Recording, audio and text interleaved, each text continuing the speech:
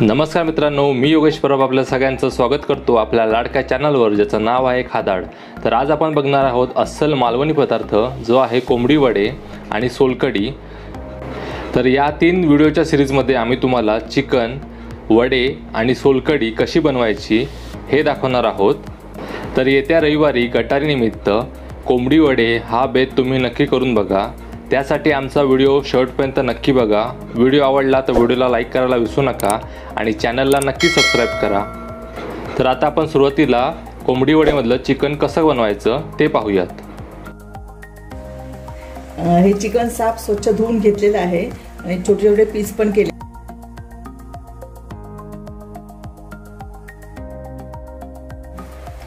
एक चमचाभर आलं लसूण पेस्ट, थोडंसं मीठ,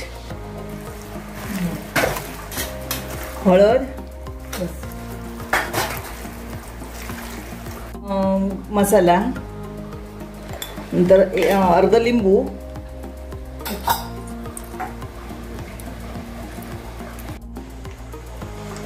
थोडंसं दही।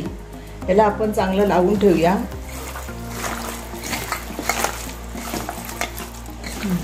चिकन नरम होण्यासाठी मी दही घातलंय थोडंसं। तुम्हाला नको असलं तर नाही घातलं चालेल।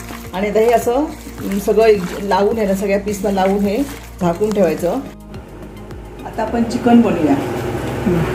चिकन बनवण्यासाठी मी टोप गरम करून त्याच्यामध्ये 4 चमचे तेल घातलेलं आहे। तेलही चांगलं गरम झालं आहे। त्याच्यामध्ये आता हे 2 कांदे घेतले चिरून बारीक आणि 1 मिरची ते आपण याच्यामध्ये घालूया।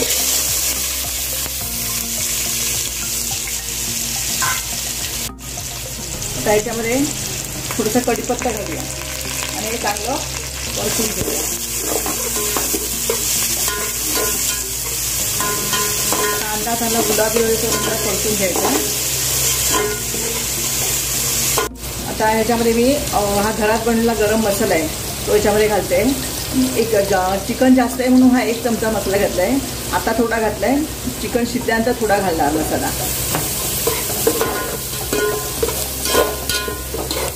गरम मसाला तेलात परतल्यामुळे त्याला चांगला एक वास येतो आणि हा गरम मसाला आपण वाटप भाजतो त्यावेळेला भाजू शकतो, पण मी हा गरम मसाला आधीच तयार करून ठेवलेला आहे। आता ह्याच्यामध्ये 1 चमचा आलं लसूण पेस्ट घालते।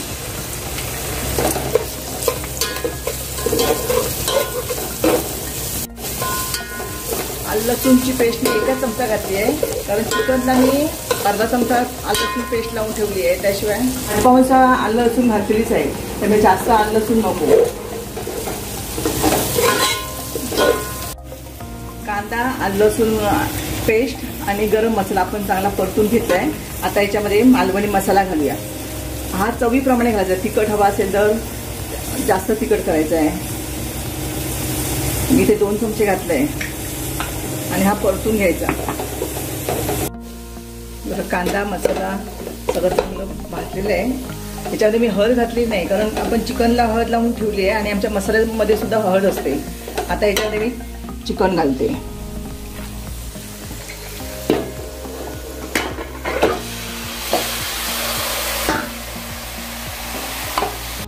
हे चिकन मी आता चांगलं तेलामध्ये परतून घेणार आहे आणि मग याच्यावरती झाकण ठेवून त्याला वाफ देणार आहे।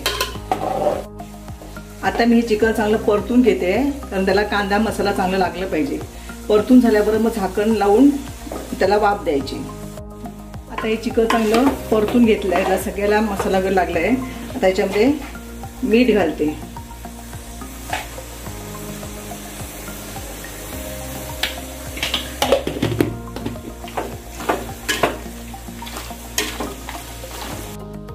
आता हे चांगलं मिक्स करून घेतलेलं आहे। आता याच्यावर झाकण ठेवते आणि झाकणावर थोडंसं पाणी घालते। हे असं 5-10 मिनिटं ठेवायचं, 10 मिनिटं, आणि नंतर मग झाकण काढून त्या चिकनला पाणी सुटलंय का पाहायचं। आता आपण थोडं थोडं ढवळून घेऊया।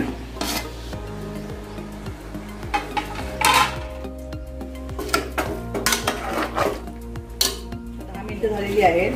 वरती पाणी ठेवलं होतं ह्याला पण वाफ येते. आता आपण बघूया आतलं चिकन कसं येते. हे बघा आपला स्वतः पाणी सुटलेलं आहे. चिकन चांगलं शिजेपर्यंत आपण ह्याला अजिबात पाणी घालणार नाही आहोत. आता हे बघा पाणी सुटलेलं आहे, ऑलरेडी त्याला पाणी सुटलेलं आहे बघा. याच्यामध्ये चांगलं चिकन शिजू द्यायचं. नंतर वाटप आणि पाणी एकदम घालून परत आणि चिकन शिजवायचं. आता परत त्याला आपण झाकण ठेवून देऊया. आता चिकन शिजलंय का बघूया आपण. बघा अजिबात पाणी न घालता ह्याला पाणी सुटलेलं आहे. आता याच्यामध्ये आपण थोडं वाटप घालूया. बघा चांगलं शिजलेलं पण आहे.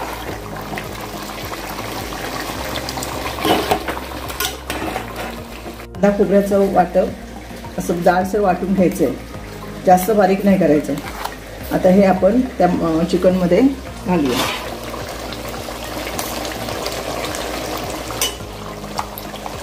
हे वाटप आहे आपल्या आवडीप्रमाणे घालायचं. मी आता वड्यांना खाणार आहोत त्यामुळे ह्याला ग्रेव्ही हवी आहे म्हणून मी वाटपला थोडंसं जास्त घालणार आहे.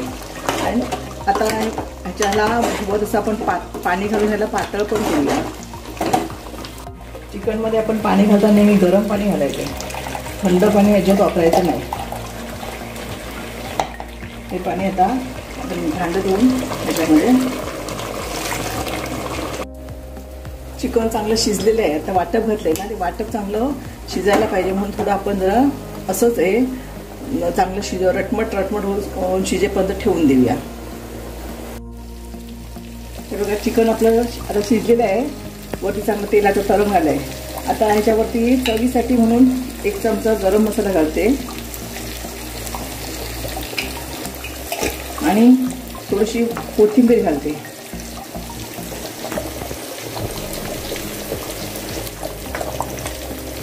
आता आपलं चिकन तयार झालेलं आहे. गॅस बंद करते. तर आता आपलं झणझणीत अस्सल मालवणी चिकन हे आता तयार झालेलं आहे. तर येत्या गटारीला तुम्ही हे चिकन नक्की करून बघा. ते कसं झालं हे आम्हाला कमेंट बॉक्समध्ये नक्की कळवा. व्हिडिओ आवडला तर व्हिडिओला लाईक करायला विसरू नका आणि चॅनलला नक्की सबस्क्राईब करा. आम्ही तुमच्यासाठी अशाच चमचमीत रेसिपी नक्की घेऊन येत जाऊ. धन्यवाद.